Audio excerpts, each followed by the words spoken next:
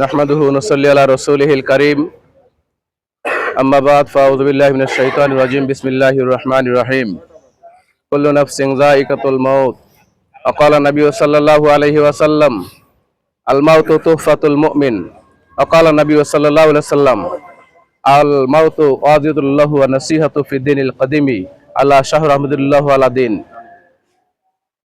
আল্লাহ পাক রব্বুল আলামিনের দরবারে আমরা শুকরিয়া জ্ঞাপন করছি যে আমরা আল্লাহ পাকের একটি বিশেষ আয়োজন আমাদের জন্য পৃথিবীতে রেখেছেন। মুমিন মুসলমান নর নারী পৃথিবী থেকে বিদায় হয়ে গেলে তাদের জন্য দোয়ার একটি আয়োজনের ব্যবস্থা, এটা ইসলামী বিধিবিধান। সেই একটি মহান কাজে আমরা শরীক হতে পেরেছি। আল্লাহ শরীক হওয়ার তৌফিক দিয়েছেন, আমরা বলি আমিন। আল্লাহ পাক রব্বুল আলামিন এই পৃথিবীতে মানুষ সৃষ্টি করেছেন এবং মানুষের একটি পরিসমাপ্তি আছে, হায়াতের একটি শেষ সীমা আছে। আল্লাহ পাক রব্বুল আলামিন বলেন, আল্লাযী খালাকাল মাউতা ওয়াল হায়াতা লিয়াবলুয়াকুম আইয়ুকুম আহসানু আমালা।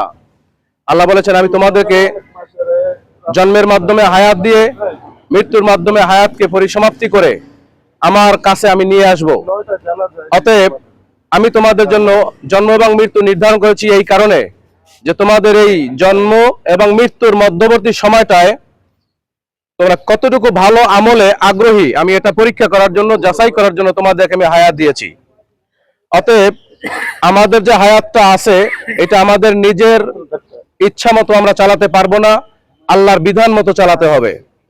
আমরা বেঁচে আছি আল্লাহর দয়ায়, মারা যাব আল্লাহর দয়ায়। আল্লাহর হুকুমেই পৃথিবীতে আগমন করেছি, আল্লাহর হুকুমেই পৃথিবী থেকে বিদায় হয়ে যাব। তবে রাসূল করিম সাল্লাল্লাহু আলাইহি ওয়াসাল্লাম বলেছেন, মানুষ পৃথিবীতে বেঁচে থাকা আশ্চর্য, মরে যাওয়া স্বাভাবিক। কারণ হচ্ছে জন্মের পর থেকেই তার মৃত্যু তার সঙ্গী, কিন্তু এই মৃত্যুর সঙ্গী সাথে নিয়ে অনেক মানুষ 60, 70, 80, 90, 100 বছর পর্যন্ত বেঁচে থাকে। আবার কিছু মানুষ জন্মের সাথে সাথে মারা যায়। তাই নিশ্চয়ই যারা জন্মের সাথে মারা যায় না, অনেক বছর পরে মারা যায়, নিশ্চয়ই তারা আশ্চর্যভাবে বেঁচে আছে। তারা সাধারণভাবে জীবনযাপন করলো না, যেহেতু অস্বাভাবিক জীবনটা তিনি পেয়ে গেল। তাই জন্য মানুষ যখন পৃথিবীতে জন্মগ্রহণ করে, জন্মের সময় থেকেই তার মৃত্যুর সময় শুরু হয়ে যায়। কিন্তু আপনি আমি কে কতক্ষণ থাকবে এটা আমাদের জানা নাই।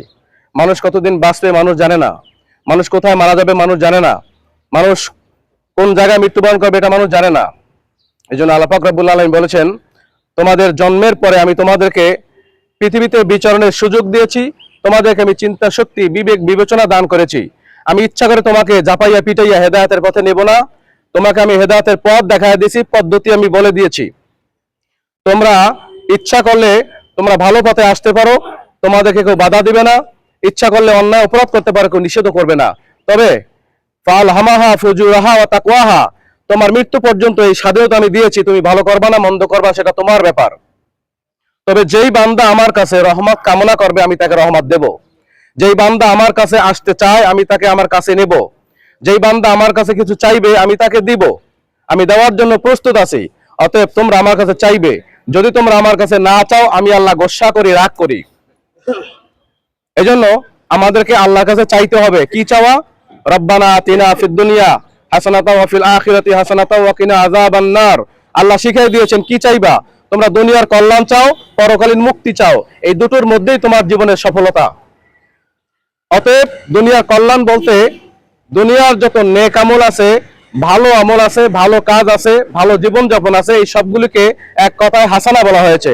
যেমন সুস্থভাবে বেঁচে থাকা, এটা হাসানা, এটা দুনিয়ার কল্যাণ।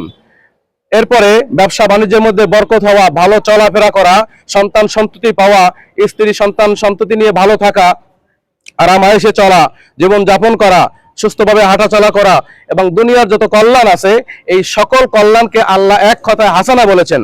যে দুনিয়াতে তুমি ভালো থাকার জন্য এই হাসানা এটা আমার কাছে কামনা করো। যে ব্যক্তি আমার কাছে চাইবে আমি তাকে হাসানা দিয়ে দেবো। যেটা বলুন সুবহানাল্লাহ। তো রাসূল করিম সাল্লাল্লাহু আলাইহি ওয়াসাল্লাম বলেছেন, মৃত্যু এমন এক জিনিস মানুষের জীবনের চাওয়া পাওয়া, আশা আকাঙ্ক্ষা সবগুলি ধূলিসাৎ করে দেয়। মৃত্যু আসিয়া সচেতন যত অচেতন করিয়া গেল, জীবনের সকল স্বাদ জল্পনা সব শীতল করিয়া দিল। একজন প্রখ্যাত কবি ওমর খৈয়াম তিনি বলেছেন যে মানুষের অনেক চাওয়া থাকে, অনেক আকাঙ্ক্ষা থাকে, অনেক আশা থাকে, কিন্তু সকলের আশা আকাঙ্ক্ষা চাওয়া এটা পূর্ণ হবে না। মানুষ দুনিয়াতে কখনো বুড়া হতে চায় না, কিন্তু মানুষ বুড়া হয়। মানুষ দুনিয়াতে অপমানিত হতে চায় না, কারণ কখনো অপমান হয়। পৃথিবীতে মানুষ অনেক বছর বাঁচতে চায়, কিন্তু বাঁচতে পারে না। এই জন্য পৃথিবীতে মানুষ গরিব হতে চায় না, কিন্তু তারপরও গরিব হয়। কিছু চাওয়া দুনিয়াতে আল্লাহ কখনো কবুল করবেন না, কিন্তু আল্লাহ পাক রব্বুল আলামিন বলেছেন, আমার মুমিন বান্দার যত চাওয়া আছে আমি কবুল করব। তবে কোন কোন দোয়া সঙ্গে সঙ্গে, কোন কোন দোয়া মৃত্যুর আগে জীবনে একবার, কোন কোন দোয়া পরকালের জন্য। অতএব যারা মুমিন বান্দা তাদের নিরাশ হওয়ার কোনো সুযোগ নাই, কারণ আল্লাহ পাক রব্বুল আলামিন আমাদেরকে সৃষ্টি করেছেন, আমাদেরকে হাসানা এবং পরকালীন কল্যাণের জন্য, মুক্তির জন্য আল্লাহ যেহেতু আমাদেরকে তাগিদ দিয়েছেন, অতএব আমাদের কাজ আমরা আল্লাহর কাছে চাইতে থাকবো, আমাদের কাজ ভালো কাজ করতে থাকবো। বিশেষ করে মানুষ যদি আল্লাহর কাছে কিছু অপরাধ করেও থাকে, আল্লাহ সেটা নিজ গুণে ক্ষমা করবেন আল্লাহর ইচ্ছায়। কথা বুঝতে পারছেন? আল্লাহর বান্দারা যখন কিছু অপরাধ করবে, সেই অপরাধের দায়িত্ব আল্লাহর কাছে চলে যায়। আল্লাহ ইচ্ছা করলে মাফ করতে পারেন এবং করবেন। আল্লাহ বলেছেন, আল্লাহু ইয়াগফিরু লিমান ইয়াশা, আমি যাকে ইচ্ছা তাকে ক্ষমা করে দেব। তবে আল্লাহ পাক বলেছেন, যেই ব্যক্তি পিতামাতার হক নষ্ট করবে অথবা মানুষের হক নষ্ট করবে, এই দুই শ্রেণীর জাতকে আমি মাফ করব না। পিতামাতা যদি সন্তানকে মাফ করে, আমি আল্লাহ মাফ করে দেব। প্রতিবেশী মানুষ তারা যদি ওই প্রতিবেশী ব্যক্তিকে মাফ করে দেয়, আমি মাফ করব। এই যে রাসূল সাল্লাল্লাহু আলাইহি ওয়াসাল্লাম বলেছেন, যেহেতু তোমাদের এক ভাই পৃথিবী থেকে বিদায় হয়ে গেলে তার একটা অপশন তোমাদের কাছে থাকে, অতএব তোমরা তাকে ভালো বলো, তোমরা তাকে মাফ করে দাও এবং তার সমালোচনা বন্ধ করে দাও, কারণ তোমাদের মুখের ভালোর উপরে নির্ভর করে আল্লাহ তাআলা সিদ্ধান্ত নেবেন। এই জন্য রাসূল করিম সাল্লাল্লাহু আলাইহি ওয়াসাল্লাম বলেছেন, তোমাদের কোনো ভাই যদি ইন্তেকাল করে তাকে তোমরা ক্ষমা করে দিবে, কারণ এই ক্ষমাটা তোমার জন্য সামনে অপেক্ষা করতেছে। তুমি যখন মৃত্যুবরণ করবা, হয়তো তুমি তাকে ক্ষমা করার কারণে তোমাকেও আরেক ভাই ক্ষমা করে দিবে। এবং নবী সাল্লাল্লাহু আলাইহি ওয়াসাল্লাম বলেছেন যে তোমরা তোমাদের মৃত্যু কোনো ভাইয়ের সমালোচনা করবে না, কারণ তিনি তার কর্মফল দিবস পর্যন্ত পৌঁছে গেছে, অতএব তার কর্মফল দেওয়ার মালিক আল্লাহ তার কাছে চলে গেছে। এই জন্য কবি বলেছেন, আজ জমিনে খুশক রইয়া নদগুইয়া আসে মারা বেসদু দরদ নেগা। পৃথিবীতে মানুষ যখন বেঁচে থাকতে চায়, আরামায়েশে থাকতে চায়, তখন আল্লাহর রহমত কামনা করতে হয়, নতুবা আল্লাহর রহমত কামনা ছাড়া পৃথিবীতে কোনো মানুষ এক মুহূর্ত, এক সেকেন্ড, এক ক্ষণ বেঁচে থাকতে পারবে না। এই জন্য আসুন ভাইরা, আমরা সবাই জানি আমরা সকলে মৃত্যুর পদযাত্রী। এই ব্যক্তির মতন আমরা সবাই চলে যাব, আমরা সবাই জানি। আমাদের অভাবটা হচ্ছে আমলের। আমরা অনেক কিছু শুনি এবং অনেক কিছু জানি, অভাব শুধু একটা জিনিসের, আমরা সময় মতো এবং ইখলাস মতো আল্লাহকে খুশি করার মতন আমলটা আমরা করতে পারি না। কেন পারি না? দুনিয়ার টাকার লোভে, দুনিয়ার মায়ায়, সন্তানের লোভে, স্ত্রী পরিজনের লোভে, বাড়ি গাড়ির লোভে, এইগুলি মানুষকে গ্রাস করে। আল্লাহ পাক বলেছেন, ইয়া আইয়ুহাল ইনসানু মা গররাকা বিরাব্বিকাল কারীম, হে মানুষ তুমি বলো তোমাকে কিসে আমার ইবাদত থেকে দূরে রাখলো। আল্লাহ বলেছেন মানুষকে, মানুষ বলো তোমাকে আমার ইবাদত থেকে কিসে দূরে রাখলো। আল্লাহ রাসূল বলেছেন, যে জিনিসটা দূরে রেখেছে সেটা হচ্ছে মাল, সম্পদ। এই জিনিসগুলি মানুষকে ইবাদত থেকে দূরে রাখে। এই মায়ায়, টাকার মায়ায়, সন্তানের মায়ায়, বাড়ি গাড়ির মায়ায়, দুনিয়ার অর্থ সম্পদের মায়ায় মানুষকে ইবাদত থেকে দূরে রাখে। এরপর আল্লাহ বলেছেন, ইয়াউমা লা ইয়ানফাউ মালু ওয়ালা বানুন, কিয়ামতের ময়দানটা এমন হবে যেখানে এই সন্তান সম্পদ তোমার কোনো কাজে আসবে না। আল্লাহ কি সুন্দর করে বোঝাচ্ছেন যে তুমি তোমার ইবাদত থেকে দূরে থাকলা টাকা পয়সা, সন্তান সন্ততির কারণে, অথচ এই সন্তান টাকা পয়সা তোমাকে কিয়ামতের ময়দানে কোনো উপকার করতে পারবে না। আল ইয়াউমা লা ইয়ানফাউ মালু ওয়ালা বানুন, মাল মানে সম্পদ আর বানুন মানে সন্তান সন্ততি। অতএব মানুষ পৃথিবীতে কিন্তু সন্তান সন্ততি, টাকার জন্যই অনেক ক্ষেত্রে অবহেলা করে, ইবাদত থেকে দূরে থাকে। অতএব আল্লাহ পাক বলেছেন, ইবাদত এটা ভাগ্যের বিষয়। আল্লাহ সবাইকে ইবাদতের সুযোগ দেয় না, তবে যে ইবাদতের সুযোগ চায় আল্লাহ তাকে দেয়। এই জন্য আমাদেরকে আল্লাহর কাছ থেকে নেক হায়াত এটা কামনা করতে হবে। আল্লাহর কাছ থেকে আমাদেরকে দুনিয়ার হাসানা কামনা করতে হবে, ইবাদত কামনা করতে হবে। আমাদের যে জীবনে গুনাহ ঘাটার জন্য আল্লাহর কাছে ক্ষমা চাইতে হবে, কারণ যে আল্লাহর কাছে ক্ষমা চায় সে আল্লাহর প্রিয় হয়ে যায়। আল্লাহ পাক বলেন, ইন্না আকরামাকুম ইনদাল্লাহি আতকাকুম, তোমাদের মধ্যে ওই বান্দা, ওই ব্যক্তি আমার কাছে প্রিয় যার মধ্যে তাকওয়া বেশি, নমনীয়তা বেশি, যার মধ্যে আদব বেশি, যার মধ্যে ইখলাস বেশি। অতএব ইখলাসওয়ালা, আমলওয়ালা, ধার্মিকতা এবং আদবওয়ালা ইবাদত জিন্দেগি, জীবনযাপন আল্লাহর কাছে অনেক প্রিয়। তো যে কথা বলতেছিলাম, আল্লাহর হক আল্লাহ মাফ করার অধিকার রাখেন, কিন্তু কোনো মানুষ যদি বান্দার হক নষ্ট করে, প্রতিবেশীর হক নষ্ট করে, তাহলে সেটা কঠিন হয়ে যায়। এজন্য আমরা যারা বেঁচে আছি, আমাদের এখন এই কথাটা শিক্ষা কি? আল্লাহ নবী সাল্লাল্লাহু আলাইহি সাল্লাম বলেছেন, তোমরা জানাজা এবং দাফন কাফনে যাবে, সেখান থেকে কিছু শিক্ষা গ্রহণ করবে। আল্লাহ রাসূল আবার বললেন, হে প্রিয় জাতি, তোমরা যখন কোনো জানাজা এবং দাফন কাফনে শরীক হইবে, সেখান থেকে কিছু শিক্ষা গ্রহণ করবে। রাসূল আবার বললেন, কি শিক্ষা? জানাজায় গেলে তোমার প্রথম শিক্ষা হচ্ছে, তুমি যার জন্য শরীক হয়েছো জানাজায়, সে তোমার সাথে জীবন যাপন করেছে, তোমার সাথে চলাফেরা করেছে, তোমার সাথেই ওঠা বসা, হাঁটা চলা, ব্যবসা বাণিজ্য, কাজকর্ম ছিল, কিন্তু সে চলে গেছে তোমাকে ছেড়ে। অতএব তোমার প্রথম কর্তব্য, প্রথম শিক্ষা হচ্ছে তোমাকেও তার মতন চলে যেতে হবে। নাম্বার 2, সে যে চলে গেল, সে টাকা পয়সা, বাড়ি গাড়ি, সন্তান সন্ততি, আপনজন কাউকে নিল না, একা খালি হাতে একদম দুনিয়ার স্বাভাবিক জীবন থেকে তিনি একদম আলাদা হয়ে সে চলে গেল। অতএব তোমাকে এভাবে খালি হাতেই যেতে হবে, তুমি কিছু নিতে পারবা না। টাকা পয়সা, বাড়ি গাড়ি, জনবল এবং আপনজন, স্ত্রী সন্তান, পুত্র পরিজন কেউ যাবে না। তবে স্ত্রী সন্তান, পুত্র পরিজন শুধু কবর পর্যন্তই যাবে। তোমাকে বিদায় জানানোর জন্য দুনিয়ার মায়া ভালোবাসায় অথবা যে কোনো কারণে তোমার কাছে কবর পর্যন্তই যাবে, বাকি জিন্দেগি তোমাকেই পার করতে হবে। এজন্য আজ জমিনে যে বেজিন্দা জিন্দেগি কো বাত হতা হয়, যেই জীবনে কোনো সফলতা নাই, যেই জীবনে ভালো কাজ নাই, তার জীবনটা বরবাদ। এজন্য আসুন ভাইরা, আমাদের শিক্ষা হচ্ছে, এই ব্যক্তি যেভাবে মৃত্যুর পথযাত্রী হয়ে কবরে চলে যাচ্ছে, আমরা এভাবে যাব, এবং তিনি খালি হাতেই চলে যাচ্ছেন, আমরাও খালি হাতে যাব। অতএব আমাদের শিক্ষা এটাই, আমরা যখন দুনিয়া থেকে বিদায় নিব, আমরা কিছু সামান নেওয়ার চেষ্টা করব। এই সামান হচ্ছে নেক আমল, এক কথা ইবাদত। অতএব ইবাদত, নেক আমল এগুলি যেন আমরা করি, কারণ আমরা দুনিয়ার মায়ায় পড়ে আমরা অলসতায় অনেক ইবাদত থেকে গাফিল হয়ে যাই। সুস্থ জীবনের ইবাদত আল্লাহর কাছে এত দামি, আল্লাহ পাক রব্বুল আলামিন প্রতিটা মানুষকে তার স্বাধীনতা দেওয়ার পরে আল্লাহ বলেছেন, আমি তোমার ইবাদতের অপেক্ষায় আছি, আমি তোমার শুকর গুজারি অপেক্ষায় আছি। তুমি আমার জন্য কি হাদিয়া পাঠাবে, আমার জন্য তুমি কি নিয়ে আসবে, কবরে তুমি কি নিয়ে যাবে, আল্লাহ এটা পরীক্ষা করার জন্য আপনাকে আমাকে হায়াত দিয়েছেন। অতএব আমাদের মাঝে জীবনযাপন করেছেন মরহুম আনোয়ার মেম্বার সাহেব, আপনাদের সকলেরই পরিচিত।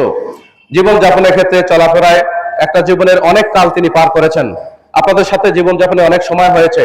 আপনাদের মধ্যে যদি তার কোনো ত্রুটি বিচ্ছুতি থাকে, আপনারা নিজ গুণে আপনারা তাকে ক্ষমা করে দিবেন, কারণ ক্ষমা মহত্বের লক্ষণ, এটা দুনিয়ার একটি প্রবাদ। কিন্তু আল্লাহ পাক বলেন, তুমি যেই বান্দাকে ক্ষমা করে দিয়েছো, আমি আল্লাহ তোমাকে ক্ষমা করে দিব। জোরে বলুন সুবহানাল্লাহ। যেহেতু তুমি একজনকে ক্ষমা করে দিয়েছো, তোমাকে কেউ ক্ষমা না করলেও আমি আল্লাহ ক্ষমা করে দিব, কারণ তুমি তোমার এক মুমিন ভাইয়ের প্রতি দয়া করেছো। অতএব যে ব্যক্তি মুমিনদের প্রতি, ভাইয়ের প্রতি দয়া করে, আল্লাহ তার প্রতি দয়া করে। আর যেটা লেনদেনের বিষয় বলতেই হয়, এটা যেহেতু তিনি জীবনযাপন করেছেন, পুরুষ ছিলেন, আপনাদের সাথে চলাফেরা, ওঠা বসা, দোকানপাটে তার জীবনযাপন ছিল, চলাফেরা ছিল। আপনাদের সাথে যদি এরকম কোনো 2 টাকা, 1 টাকা, 5 টাকা, একটা চায়ের টাকা যদি আপনারা পেয়ে থাকেন, যে কখনো আপনাকে আপনার দোকান থেকে খেয়েছে, যদি এইভাবে আপনারা জেনে থাকেন, আপনারা সেটা যদি মাপ না করেন, মাপ না করলে তার পরিবারের লোকের কাছে বলতে হবে। এটা আপনাদের দায়িত্ব। যেহেতু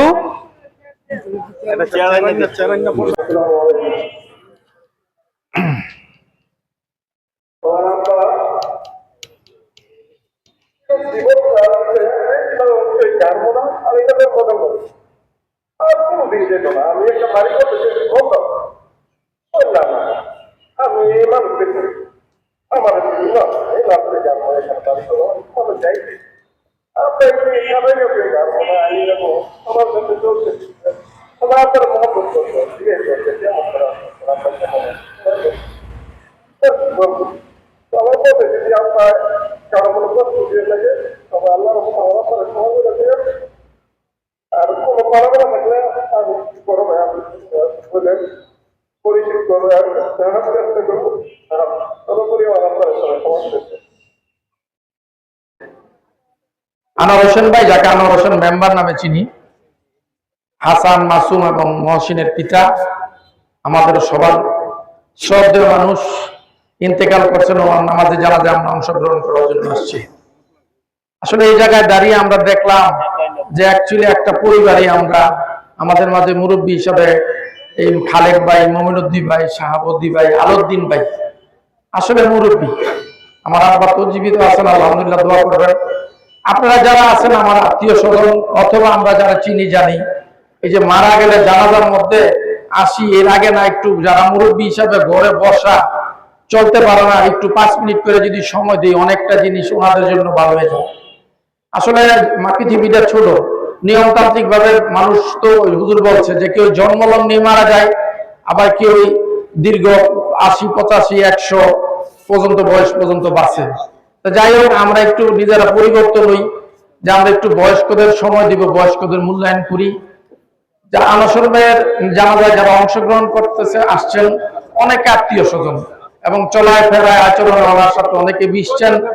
ব্যক্তিগতভাবে আনসর ভাই অত্যন্ত সরলমনা মানুষ এবং একজন নামাজি মানুষ ছিলেন। আমি দাঁড়াইছি যে আমার বড় ভাই চলায় ফেরায় আচরণে আপনাদের সাথে যদি কোনো প্রকার ভুল করে থাকে, আল্লাহ রাস্তায় ওনাকে ক্ষমা করে দিবেন। পাশাপাশি বলি যে উনি যদি ব্যক্তিগতভাবে চলায় ফেরায় কোনো প্রকার দায় দেনায় থাকেন, বিশেষ করে দেনা থাকেন, ওনার পরিবারের ওনার সন্তানরা আছেন, অবশ্যই যোগাযোগ করবেন। আর যদি যোগাযোগ না করেন, আপনারা নিজ গুলো ক্ষমা করে দিবেন। সবাই সবার জন্য আমরা দোয়া করি। আনসর ভাইয়ের 3 ছেলে পরিবেশ পরিস্থিতির কারণে আজকে আলীনগর পুরাতন জামে মসজিদে থাকা, সমাজে থাকা সত্ত্বেও গারমোড়ের মধ্যে আছে। আমরা সবাই আত্মীয় হিসাবে ওদের সাথে যোগাযোগ করব, আর মুরব্বীদের আমরা যথেষ্ট সম্মান করব, মুরব্বীদের আমরা সম্মান এবং সময় দেব ইনশাল্লাহ। যাই হোক, জানাজার সময় খুব বেশি নাই। খালেক ভাই এসে একটু অসুস্থ ফিল করছে, খালেক ভাইয়ের জন্য হুজুর দোয়া করেন। আর পরিবারের পক্ষে মাসুমে কিছু বলুক, বা হাসানের মাসুমই বলেছেন। তোমার কুদরতি দরবারে হাত তুলে দিলাম, মেহেরবানি করে জানাজায় দিব। আল্লাহ নে কবুল করি, তোমার কুদরতি দরবারে কবুল আর মঞ্জুর করে নাও। আল্লাহ তাআলা আমাদের জীবনের সকল নেক আমলগুলি কবুল আর মঞ্জুর করে নাও। জীবন চলার পথে শয়তানের ধোঁকা করে জানিয়া না জানিয়া ইচ্ছা অনিচ্ছায় যত গুনাহ করেছি আল্লাহ তুমি নিজ করে মাফ করে দাও। আল্লাহ তাআলা আমাদের জীবনের সকল নেক আমলগুলি আল্লাহ তুমি কবুল করে নাও। আল্লাহ তাআলা তোমার জীবনটার জানাজা আদায় করলাম, মেহেরবানি করে আল্লাহ তোমার বান্দা আমার রাসূলের পাককে আল্লাহ তুমি মাফ করে দাও। আল্লাহ তার জীবনের গুনাহ খাতা ক্ষমা করে দাও।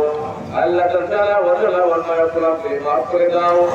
আল্লাহ তার জীবনের নেক আমলগুলি কবুল করে নাও। আল্লাহ নেক আমলের উসিলা করে তার কবর জীবনটা সুন্দর করে দিও।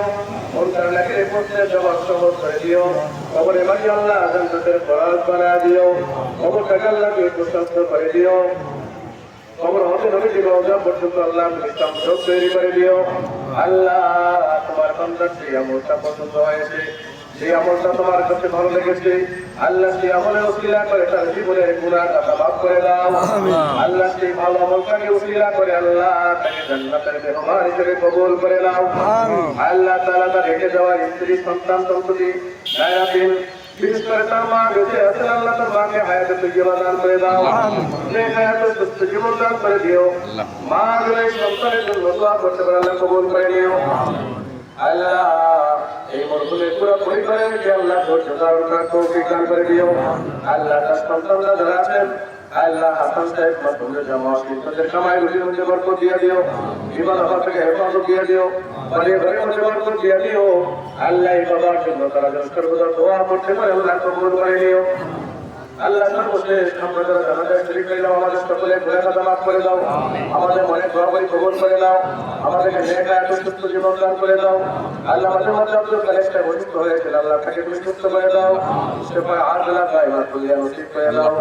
আল্লাহ আমার আমার মেম্বারকে তুমি মাফ করে দাও।